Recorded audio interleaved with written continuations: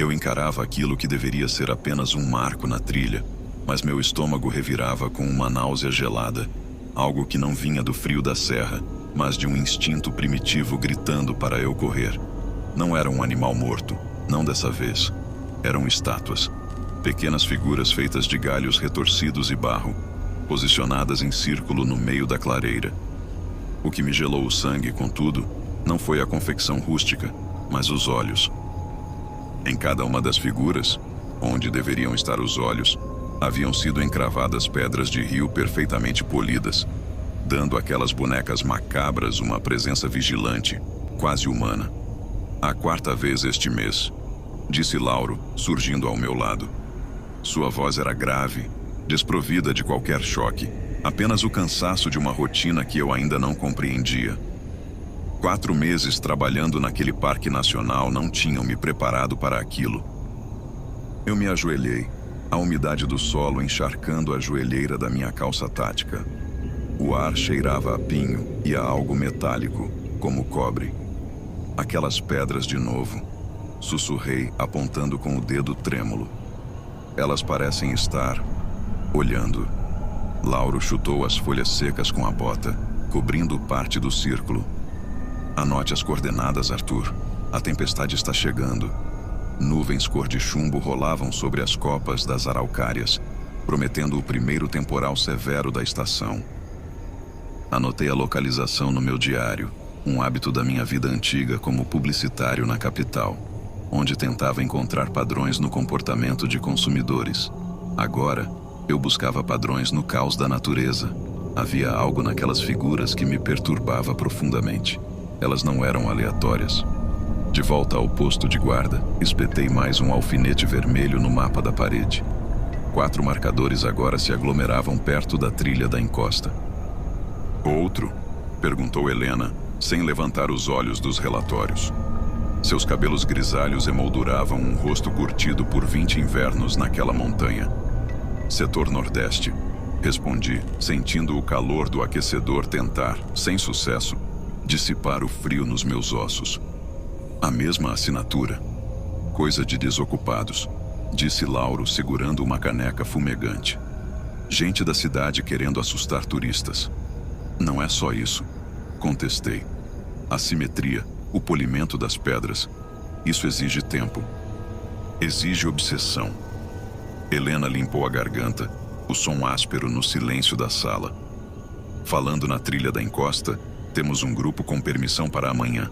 Caminhada de 3 dias, 6 pessoas. Cancele, eu disse rápido demais. Lauro soltou uma risada seca. Por causa de bonecos de madeira? Aquilo é um aviso, Lauro. Algo está reivindicando aquele território. Eles planejam essa viagem há meses, retrucou Helena. Sem um alerta oficial da inspetoria, não podemos revogar as licenças. Lauro se espreguiçou, as articulações estalando. Eu vou checar o limite leste amanhã. Jovens da vila vizinha andam invadindo. Passo pela trilha e dou uma olhada nos caminhantes. Fique tranquilo, novato. Eu encarei o mapa. Os alfinetes vermelhos pareciam pulsar. Eu tinha fugido da cidade grande buscando paz, fugindo de uma vida afogada em prazos e hipocrisia. Mas ali, no silêncio da mata, encontrei um tipo diferente de ruído. Tente dormir, Arthur, disse Lauro, parando a porta. As olheiras estão fundas. Aqueles pesadelos de novo? Ele saiu antes que eu pudesse responder. Os pesadelos. Eu nunca tinha contado a ninguém sobre eles. Como ele sabia? A tempestade caiu como um martelo naquela noite, prendendo o mundo em um branco absoluto. O vento uivava ao redor do meu alojamento, fazendo as janelas tremerem em suas molduras. O sono era uma memória distante. Minha mesa de cozinha estava soterrada sob canecas de café e esboços.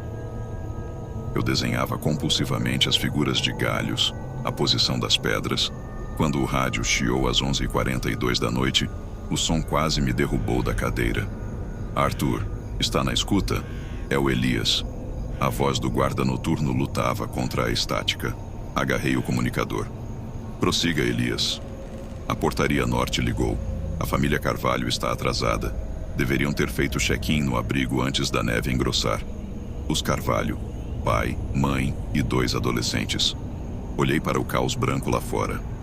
Eles devem ter parado para esperar o tempo melhorar. Provavelmente, concordou Elias. Mas o pai é diabético. A esposa anotou na ficha médica.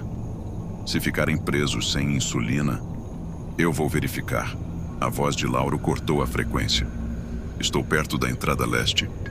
Lauro, é suicídio sair agora. Eu disse. Espere amanhecer.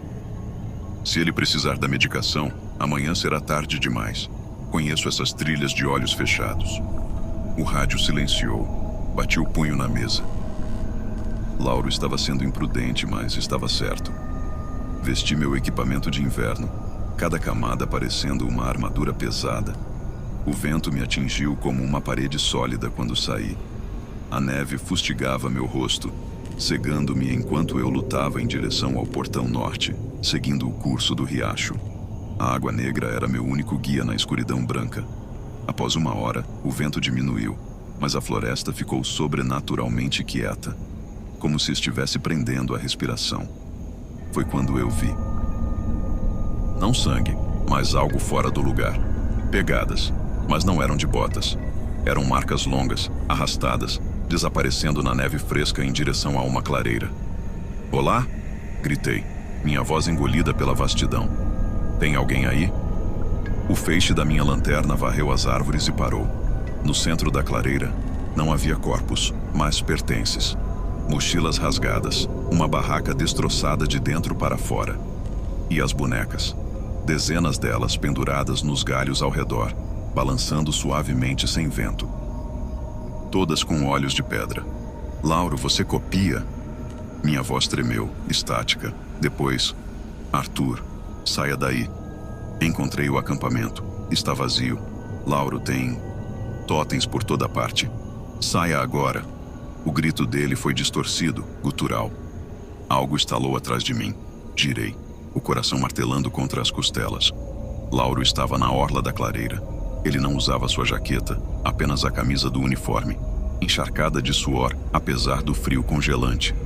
Ele olhava para o chão, para as mochilas rasgadas. Onde eles estão, Lauro? Ele levantou a cabeça. Seus olhos pareciam fundos, escuros demais na penumbra. A floresta cobrou o pedágio, Arthur. Do que você está falando? Precisamos chamar o inspetor Brandão. O rádio de Lauro crepitou. Era a voz de Helena. Atenção todas as unidades. A família Carvalho acabou de fazer contato. Eles nunca subiram a serra. O carro quebrou na rodovia antes de chegarem ao parque. Trocamos olhares. O ar entre nós ficou elétrico. Se os Carvalho não subiram... Comecei, olhando para as mochilas destruídas. De quem é isso? Lauro balançou a cabeça lentamente. De ninguém que devêssemos encontrar. O amanhecer trouxe o inspetor Brandão, um homem corpulento com um semblante permanentemente fechado. A área foi isolada. Brandão analisava as bonecas de madeira com um misto de desprezo e inquietação. Trotes de adolescentes, decretou Brandão, embora suas mãos apertassem o cinto com força. Algum grupo clandestino acampou aqui, se assustou com a tempestade e fugiu deixando o lixo para trás. E as mochilas rasgadas? Perguntei. Parecia que algo tentou sair de dentro delas. Brandão me lançou um olhar gelado. Animais buscando comida, Arthur. Não complique as coisas. A temporada de turismo começa em 2 semanas. Não quero histórias de fantasmas espantando a receita. Eu olhei para Lauro, que estava afastado, observando a linha das árvores. Ele não disse nada. A cumplicidade silenciosa entre ele e Brandão me deu náuseas. Nas noites seguintes, a insônia se tornou minha única companheira. Eu montei um quadro de investigação na parede do meu quarto. Linhas conectando as datas das bonecas encontradas, as fases da lua, recortes de jornais antigos sobre desaparecimentos na região nas últimas 3 décadas. Havia um padrão. A cada 10 anos, o número de pessoas que entravam na mata e não voltavam triplicava. Sempre no inverno. Sempre quando a neblina descia. 1 semana depois, encontrei Lauro nos arquivos do porão. Ele segurava uma pasta velha datada de 1997. Procurando o quê? Perguntei, assustando-o. Ele fechou a pasta bruscamente. Histórico de manutenção. Mentira. Você sabe o que está acontecendo. Dei um passo à frente. Aquelas figuras, Lauro, elas não são de adolescentes. São marcadores. Avisos. Lauro suspirou, um som que parecia carregar o peso de séculos. Você deveria voltar para a cidade, Arthur. Para suas planilhas e reuniões. Aqui fora, a lógica é outra. Em 97, 5 pessoas sumiram em uma semana. O relatório oficial diz desorientação devido ao clima. Mas o guarda da época... Apontei para a pasta na mão dele. O guarda descreveu sons que imitavam vozes humanas. Lauro largou a pasta na mesa. Aquele guarda era meu pai. O silêncio esticou-se até quase se romper. Ele sumiu também, não foi?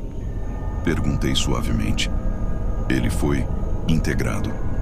Lauro passou a mão pelo rosto. Há coisas nestas montanhas, Arthur, que são mais antigas que os mapas. Elas dormem e quando acordam têm fome. Não de carne, mas de presença. Elas tomam o lugar de quem entra. Você está falando de lendas. Estou falando de sobrevivência. O inspetor sabe. Nós mantemos o equilíbrio. Fechamos trilhas quando necessário. Ignoramos o que não pode ser explicado. E as pessoas que somem.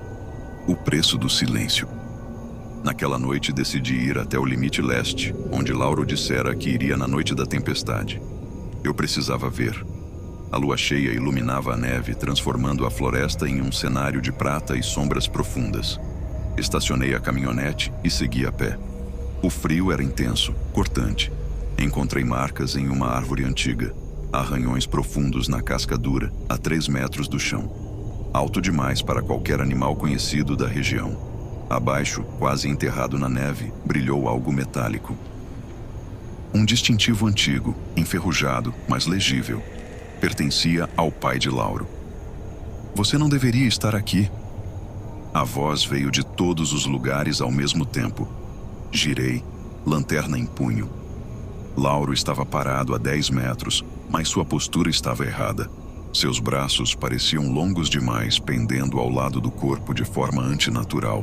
A luz da lua refletia em seus olhos, que brilhavam com uma luminescência amarela.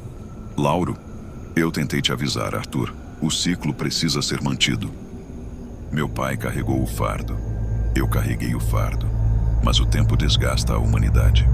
Ele deu um passo, e eu ouvi o som de ossos estalando, realinhando-se. Não era uma transformação de filme.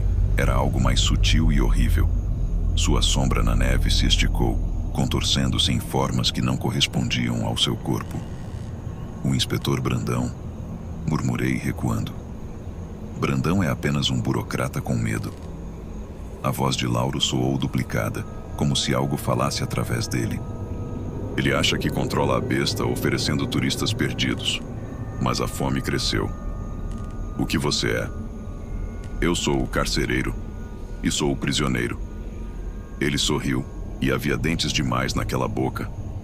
E agora preciso de um substituto. Corri. Não havia pensamento racional. Apenas o pânico puro bombeando adrenalina. A neve segurava meus pés. Um pesadelo onde você tenta correr e não sai do lugar. Atrás de mim, ouvi o som de algo pesado quebrando galhos, movendo-se com uma velocidade impossível. Não corri para a caminhonete. Sabia que não daria tempo. Corri para a mata fechada, buscando a geografia confusa das ravinas para tentar despistá-lo. O ar gelado queimava meus pulmões. Galhos chicoteavam meu rosto, abrindo cortes que eu não sentia. O som da perseguição mudou. Não eram mais passos. Era um som de deslizamento, como se a própria sombra estivesse fluindo atrás de mim.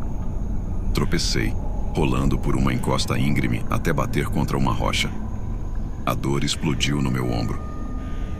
Tentei me levantar, mas uma mão pesada me segurou. Não era Lauro. Era o inspetor Brandão. Ele segurava uma espingarda, apontada para a escuridão acima de nós. Fique quieto, sibilou ele. Lauro, ele não é humano. Engasguei. Não mais. Brandão disse sem olhar para mim. Ele resistiu por 10 anos. É muito tempo para qualquer um segurar a entidade. Você sabia? Você os alimenta? Eu protejo a vila. Eu protejo o mundo lá fora. Brandão gritou, sua compostura quebrando. Você acha que pode matar isso? Não se mata a floresta. Você só pode contê-la. Alguém tem que ser o hospedeiro. Uma forma escura desprendeu-se das árvores acima. Lauro, ou a coisa que vestia a pele de Lauro, pousou silenciosamente diante de nós. Ele era maior agora, a pele cinzenta e esticada, os dedos terminando em garras de osso. Mas os olhos ainda eram os olhos de Lauro, cheios de uma tristeza infinita. Brandão ergueu a arma. Desculpe, Lauro. O tiro ecoou como um trovão. A criatura nem se moveu. A bala atingiu o ombro, mas não houve sangue, apenas uma fumaça negra escapando do ferimento. Com um movimento rápido, a criatura golpeou a arma, jogando-a longe, e em seguida arremessou Brandão contra uma árvore com uma força brutal. O inspetor caiu imóvel. Eu estava sozinho. A criatura virou-se para mim. Eu podia sentir o cheiro de terra molhada e ozônio emanando dela. Ela se aproximou, e eu recuei até minhas costas tocarem a rocha fria. Não havia para onde ir. Arthur. A voz era um sussurro na minha mente, não nos meus ouvidos. Ele não ia me matar. Percebi isso no momento em que ele ergueu a mão. Ele não estava atacando. Ele estava oferecendo. Termine isso. A criatura grunhiu, lutando contra a própria mandíbula. Ela apontou para uma faca de caça presa em seu próprio cinto, o cinto do uniforme que ainda usava. A prata, no cabo. Eu entendi.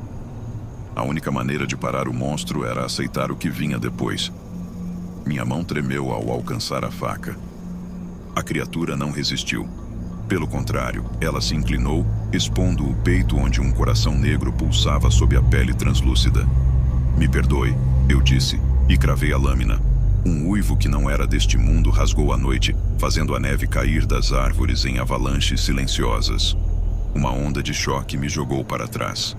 Senti uma dor excruciante no braço, como se fogo líquido tivesse sido injetado em minhas veias. Escuridão tomou minha visão. Acordei no hospital da cidade vizinha, 2 dias depois.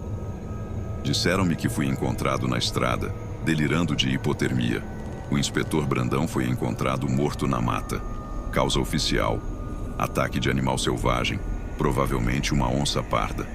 Lauro Tanner estava desaparecido, presumivelmente morto. As buscas foram encerradas após uma semana. Voltei ao parque 1 mês depois. Não para recolher minhas coisas, mas para ficar. Recusei a transferência. Alguém precisava vigiar. Agora eu entendo os pesadelos.